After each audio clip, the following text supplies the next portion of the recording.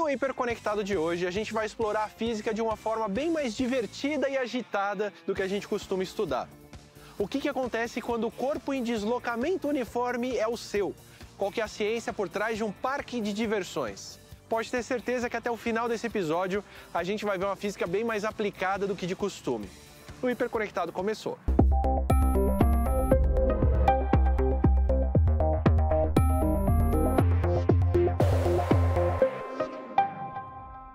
Seja bem-vinda, seja bem-vindo ao Hiperconectado. Você pode nunca ter reparado, mas um parque de diversões tem tudo a ver com uma aula de física. Isso porque todas as atrações do parque são descritas por uma palavra: movimento.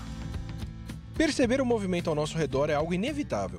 Objetos se deslocam de um lugar para outro constantemente. Esse fenômeno despertou a curiosidade dos antigos gregos pré-socráticos, que começaram a buscar explicações para esses movimentos.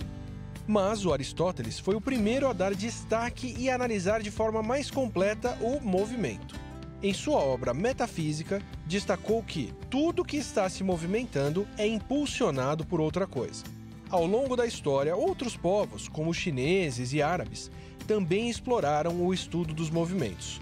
No entanto, foi o Galileu Galilei quem revolucionou essa área ao realizar experimentos práticos. O Galileu Galilei abriu as portas para o Isaac Newton criar as tão famosas leis da física. Mas, como nós falamos no começo do programa, hoje é dia de aprender com diversão. Então chega de falar e bora para ação e reação.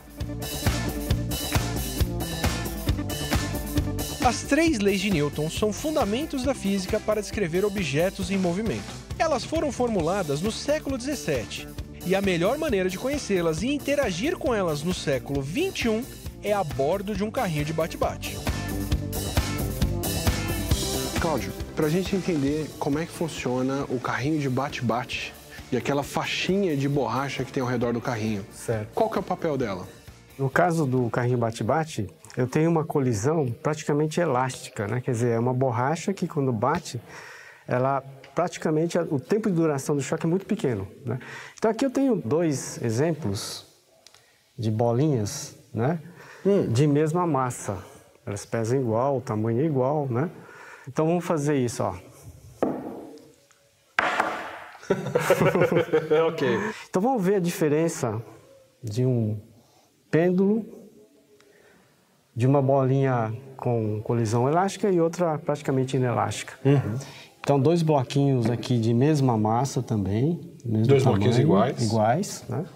E eu vou soltar os 2 da mesma altura, né? E vamos ver o que acontece. Quer dizer, a bolinha que quica mais, Exatamente, derruba um bloquinho e a outra não. Tem uma força de impacto maior, né? Então, o carrinho bate-bate, ela bate numa massa, porém a força de impacto é muito maior. Quando você colide com outro carrinho de bate-bate, você sente uma força empurrando você para trás. Isso ocorre porque, de acordo com a 3ª lei de Newton, a força que você exerce no outro carrinho é respondida com uma força de mesma magnitude, mas na direção oposta. Já a 1ª lei de Newton, a lei da inércia, diz que um corpo em repouso ou se movimentando em linha reta a uma velocidade constante tende a manter o estado inicial. Ou seja, se o corpo está em movimento, quer continuar assim. Se está parado, tende a continuar sem se mexer. Então eu tenho uma garrafa, ele vai estar com a mesma velocidade do carrinho e o carrinho vai bater. Então vamos ver o que vai acontecer.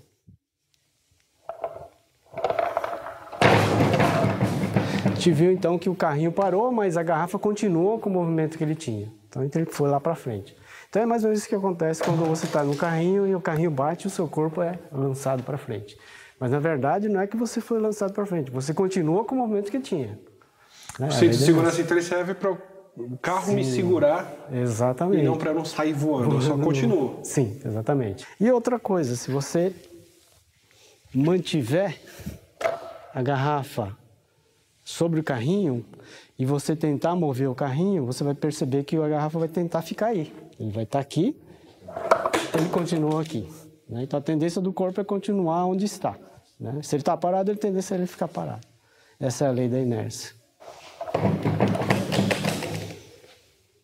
Agora, vamos para a terceira lei de Newton, a lei da relação entre força, massa e aceleração. Ao pisar no acelerador, há um aumento de velocidade do carrinho e a força que está sendo aplicada pelo motor é proporcional à massa do carrinho somada à massa do piloto. Se eu tenho um carrinho mais leve, pessoas mais levinhas, e outro carrinho mais pesado. Certo. Se o Átila chega e acerta alguém, por exemplo. Acerta alguém, por certo. exemplo. Então, aquele que tem mais inércia, logicamente, ele vai acelerar menos do que aquele que tem menos massa. Então, se eu tiver num carrinho e acertar uma criança com 40 quilos num outro carrinho, eu vou mandar ela muito mais longe do que eu vou me deslocar. Exatamente, porque as forças de impacto são as mesmas, né? Porque a lei da ação e reação, a força que você aplica no carrinho da criança é a mesma força que você recebe do carrinho da criança. A lei da ação e reação, as forças são as mesmas.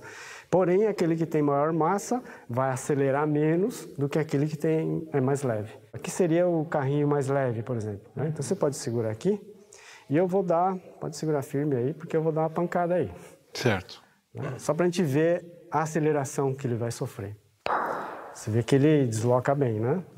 Sim, vai todo pro lado aqui. Tá? Agora, eu vou pegar a mesma força, vou tentar fazer a mesma força agora com esse bloco. Vamos ver se você consegue. Eu estava tentando manter a compostura aqui, mas não vai. Mais força agora, tá? Eu estou tentando, né? Você nem sente, tá? É o que acontece com um carrinho com muita massa. Você precisa de muita força para fazer ele se mexer. Enquanto que se ele estiver mexendo, eu preciso de muita força para fazer ele parar. Sim, o inverso, né? Se eu estivesse acertando isso daqui em alguém, isso aqui para um estrago muito maior do que essa madeira. Exato. Então essa é a questão das leis de Newton, né? Agindo nas colisões. A atração mais popular de todo o parque de diversões é a montanha-russa. Ela usa as 3 leis de Newton que nós já vimos, mais a gravidade em cada subida, descida e curva inclinada. Mas é hora da gente entender exatamente como é pensada uma montanha-russa e como as forças da física agem no nosso corpo quando a gente está nela. Quando a gente vai buscar uma categoria da atração, a gente entende, primeiro, é um público família. Então, o público família, geralmente, a exposição desse grupo, né, são para atrações em que você tem aquela sensação de desprendimento, que a gente chama de airtime, que é assim, você vence a força gravitacional, ou seja, você tem a sensação que você está voando. Essa sensação é uma sensação muito gostosa para um público mais infantil, mais familiar. É pensado assim mesmo. É pensado assim, ela é construída para te dar essa sensação. Esses movimentos, né, geram essa força G, né? A força G dentro da teoria aí, né, o que acontece? É a força gravitacional. Então, nós somos submetidos a 1G, 9,8 metros por segundo ao quadrado, de força com sentido para baixo, né? Então, a gente está sendo empurrado para baixo. Então, quando a gente provoca numa atração uma intensidade de força ao contrário, e a gente consegue zerar esse 9,8, ou seja, você neutraliza a força. Então, você tem aquela sensação de desprendimento, que você descolou do banco.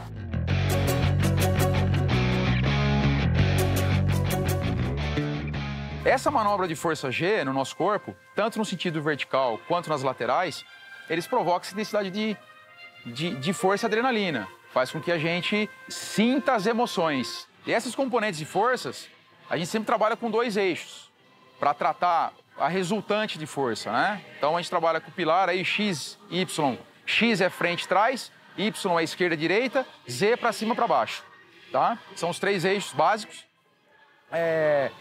Sempre os eixos mais importantes numa atração é o Y e o Z, que é o lateral, esquerda, direita e para cima e para baixo. Essa componente de força são as componentes que te dão essa sensação, a somatória dessas componentes de força G é que te dão a sensação de prazer. Então são as curvas e a subida e a descida. As subidas e descidas.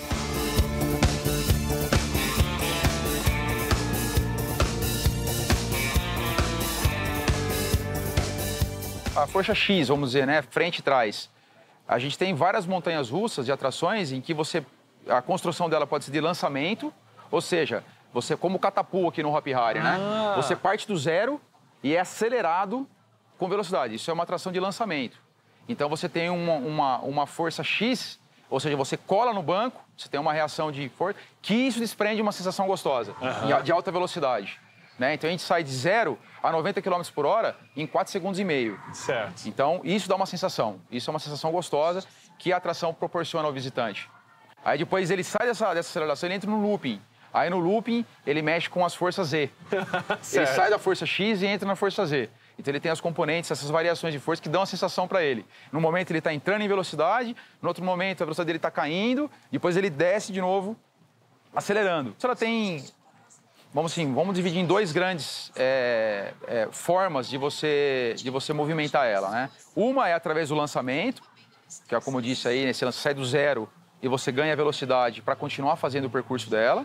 E aí é uma aceleração de um motor que a montanha-russa tem. Exatamente. É uma aceleração do motor que ela tem, geralmente motores lineares, né? Ou no nosso conceito aqui do catapult é um contrapeso, que despenca em queda livre e transfere a aceleração da queda desse contrapeso em movimento. Você transforma uma queda vertical de um contrapeso num movimento axial. Você converte a energia. Ou você faz através de motor linear, que é uma aceleração eletromagnética. É como se fossem motores laterais em que vão amplificando e dando velocidade para ela. Né? E temos a montanha tradicional e muito conhecida e muito usada ainda, que é você tem o lift, o trem engata numa corrente ou numa esteira e vai estar subindo. Legal. E você vai fazendo com isso, dando energia potencial para ele. Essa primeira subida é toda a energia que eu vou ganhar para fazer o trajeto? Exatamente. Ou tem motor trabalhando depois? Não. A primeira subida é onde eu vou ganhar toda a energia potencial necessária para seguir o resto do percurso na gravidade.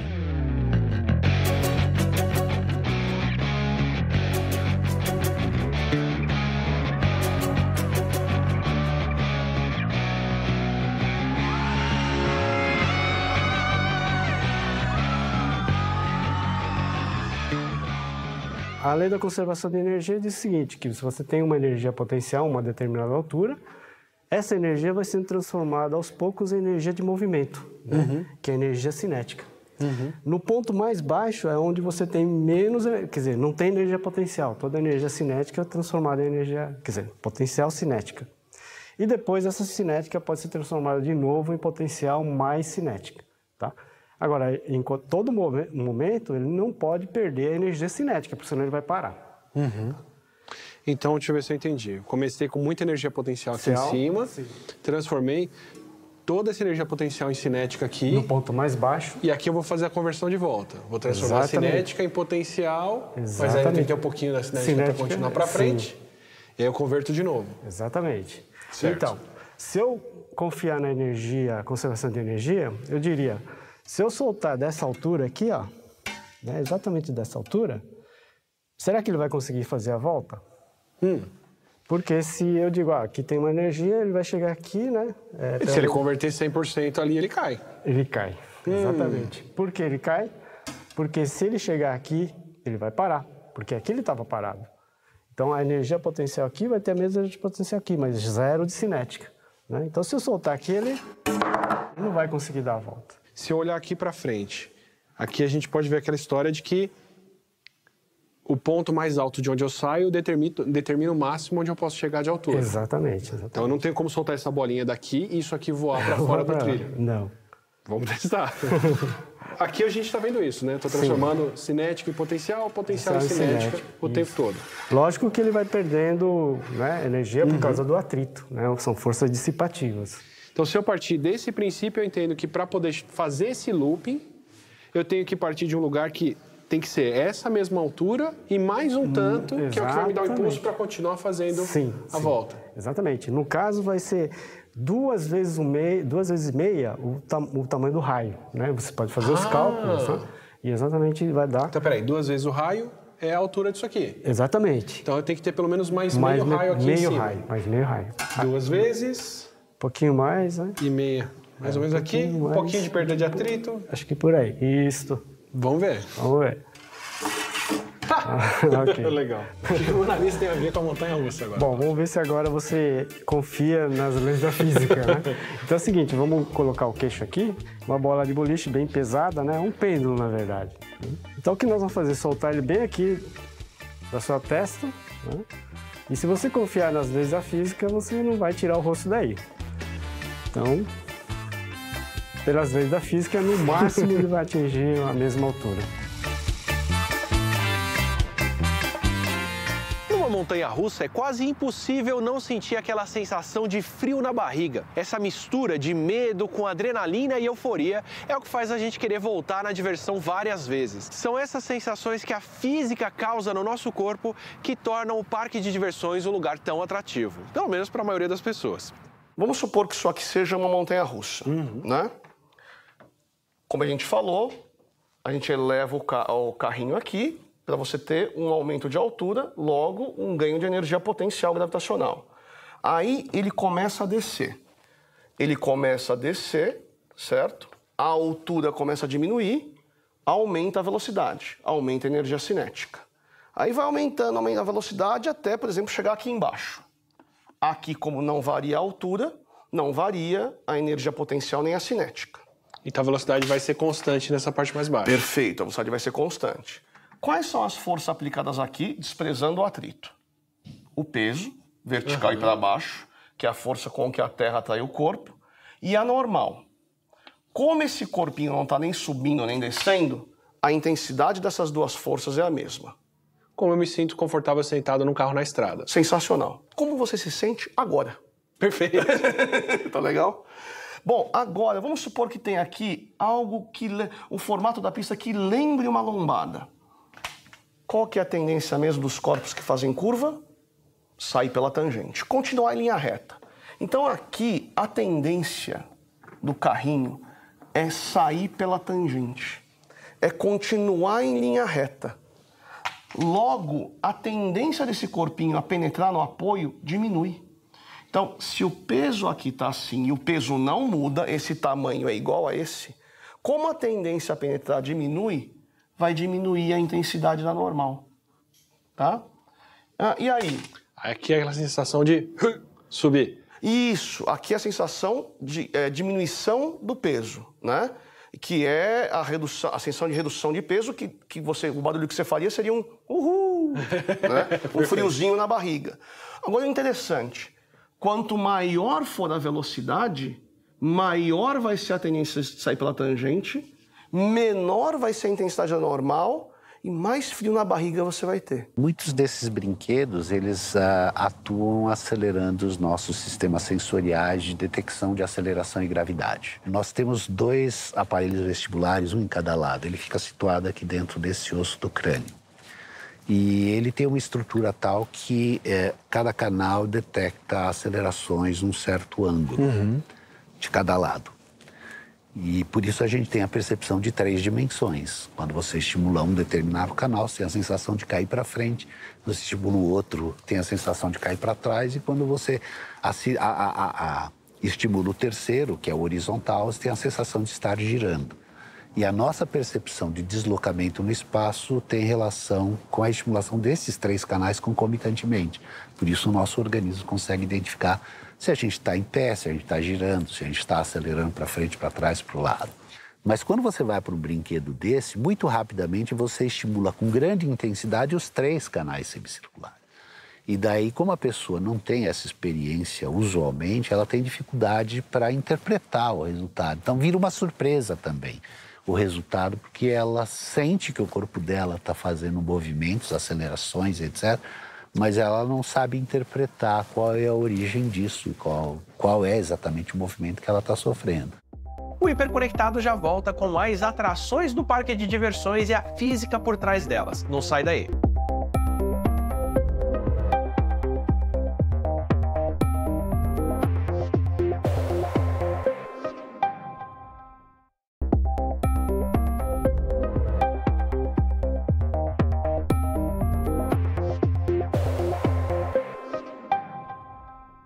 De volta com o Hiperconectado, hoje a gente está mostrando como a física garante a alegria em um parque de diversões. Um movimento circular é super comum em várias atrações como looping, carrossel e outras. E quando nós passamos por um movimento desses, sentimos principalmente 2 forças físicas, a força centrífuga e a força centrípeta. Me conta aqui no Evolution, quais são as transformações que estão acontecendo ali, que eixos que vão mexer na hora que eu entrar naquele brinquedo. Tá.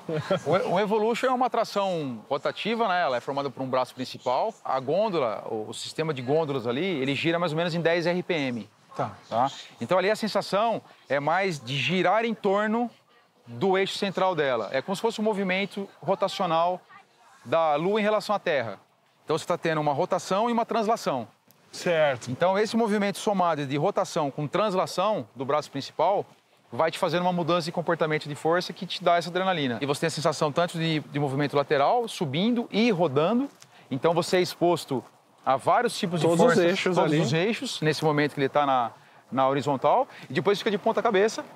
E você está de ponta cabeça rodando.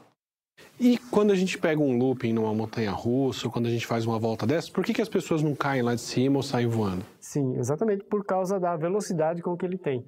Então essa velocidade mínima deve ser bem calculada, né? Porque se não tiver essa velocidade mínima, a força centrípeta não vai ser suficiente e a pessoa vai cair, né? Se você girar essa plataforma, né, você pode até manter água dentro desse copo sem que ela caia. Mas você tem que rodar numa velocidade suficientemente alta para ela não cair, para ela não desgrudar da bandeja. Pode balançar um pouco para a gente ver. Eu não treinei isso aqui. Se isso aqui sair voando, também pode ser a falta de prática do apresentador, viu, gente? Às vezes dá errado. Vamos ver se eu peguei o jeito agora. Vai. Acelerar e o desacelerar. Ok, aí sim. Muito bom.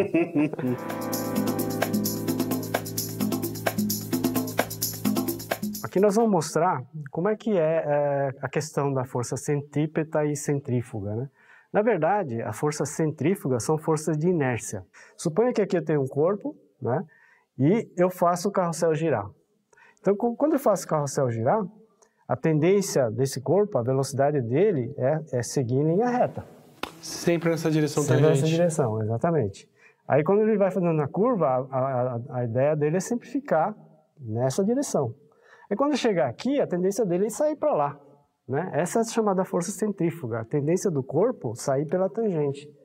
Então se um carro está aqui e vai fazer uma curva, as pessoas que estão dentro do carro, eles tendem a continuar em linha reta. Uhum. Mas como o carro fez a curva, a pessoa vai ser jogada para fora, vai ser jogada para o lado da janela. Então aqui eu tenho 3 discos, né, nas quais a gente vai girar, né? E a gente pode ver que a velocidade desse último disco aqui, ele vai ter que percorrer uma distância bem maior do que essa daqui. Então a velocidade daqui é muito maior do que a velocidade aqui. Ah, porque ele está percorrendo essa distância toda, enquanto quem está aqui dentro está fazendo só uma voltinha. Exatamente. Ou seja, a velocidade desse tem que ser maior, para dar a mesma volta no mesmo tempo. Então vamos ver que daqui a pouco esse primeiro escapou, o segundo escapou. E o de dentro está tranquilo. E o de dentro só se eu girar muito, muito mais rápido, né? Então a diferença das forças centrífugas com relação à distância ao raio. Por isso que no brinquedo que fica girando, quem está encostado, sentado aqui, está sentindo muita coisa, mas quem corre aqui para dentro não sente nada. Exatamente, exatamente. Por causa das forças de inércia, né? São muito menores com velocidades menores. Aqui acho que fica mais visível. Aqui a gente vê ele saltar, a gente não percebe bem o movimento. Mas aqui a gente pode ver melhor. Agora você pode girar, você vai ver que ele vai começar a ser jogado para fora. Mas na verdade, nós que estamos olhando daqui, nós não vemos força nenhuma, né? Na verdade, esse bloquinho está querendo seguir em linha reta, mas a calha está fazendo a curva. Então a tendência dele é subir cada vez mais. Que é o que vai acontecer comigo no parangolé ou na cadeira mexicana lá, que você está sentado penduradinho e aí você sente essa atração para fora. Para fora, exatamente. E quando a gente tem um brinquedo que gira, mas tem as xícaras ou aqueles carrinhos no meio que as pessoas também giram dentro deles? Sim, aí tem um efeito bem interessante, porque você tem um movimento dentro do outro movimento, né? Então, você tem um movimento relativo entre a xícara e o lado de fora, né, da terra, e o movimento da xícara com relação ao carrossel ali. Por exemplo, eu tenho aqui a xícara e as pessoas girando a xícara. Que legal. Agora eu vou girar o carrossel no mesmo sentido de rotação da xícara. Então repare que quando ele chega aqui, Parece que ela tá super rápida. Super rápida, exatamente, porque nós vamos somar as velocidades, olha. Então aqui a força, digamos, centrífuga, entre aspas, vai ser muito maior, porque a aceleração é muito maior. Porque elas estão se somando. Exatamente. E se eu for na direção oposta? Vamos ver. Agora, se eu for na direção oposta, ela pode até ficar parada, né? Desde que as duas velocidades sejam iguais, né? As velocidades angulares. No passado, quem morava nos Alpes precisava encontrar uma forma de transporte mais eficiente do que subir e descer montanhas e vales. Passar cabos e fios de uma montanha para outra para poder atravessar por esses cabos foi uma solução bem elegante. Essa forma mais rudimentar, que é a tirolesa, hoje está muito mais associada aos parques de diversões.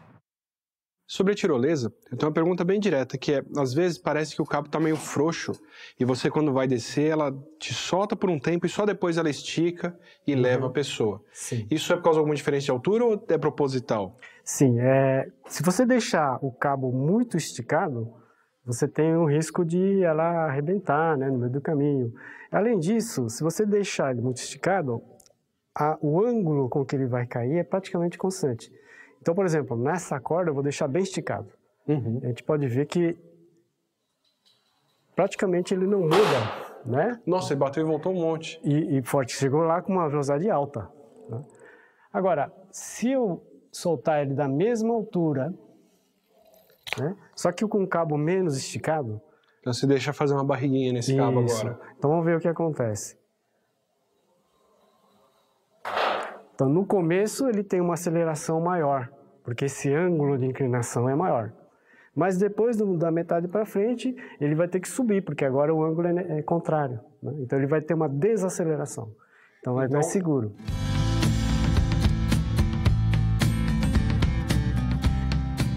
O programa de hoje nos lembra que a nossa aprendizagem depende de mais do que teorias e conceitos. Ela também depende da nossa vivência e da nossa experiência. A gente fala muito, quando a gente fala de aprendizagem, que a aprendizagem, essa questão cognitiva, ela não anda sozinha. Ela anda de mão dada com o afeto, né? Isso aí, até um psicólogo que tem muita relação com a psicologia da educação fala, que é Henri Vallon, ele diz que a cognição e a afetividade, tem mais um ponto, que é a motricidade, eles influenciam um ao outro, quer dizer, você, para aprender, você tem que ser afetado. A filha do Paulo Freire é a Madalena Freire. Ela não é só importante porque ela é filha do Paulo Freire, ela é importante porque ela é uma das maiores referências em documentação pedagógica aqui no Brasil. Ela fala assim, ninguém aprende, ou você aprende no amor ou no ódio. Nunca na indiferença. Então, eu acho que essa questão do aluno sentir, no caso, variações na sua sensação de peso, por exemplo, se sentir mais pesado, menos pesado, se sentir achatado, se sentir com aquele friozinho na barriga, aquele uhul, né? Isso aí influencia no quanto aquilo que ele está estudando vai afetá-lo. E que vai fazer ele se interessar mais e, consequentemente, aprender mais. E a física, ela consegue fazer previsões de como são as sensações da pessoa ao participar, ao andar num brinquedo. Esse é um ponto que eu acho fundamental nos parques de diversões, né? O aluno ser, mais uma vez, o corpo de Massaíne. Ele não está observando a experiência, ele faz parte da experiência.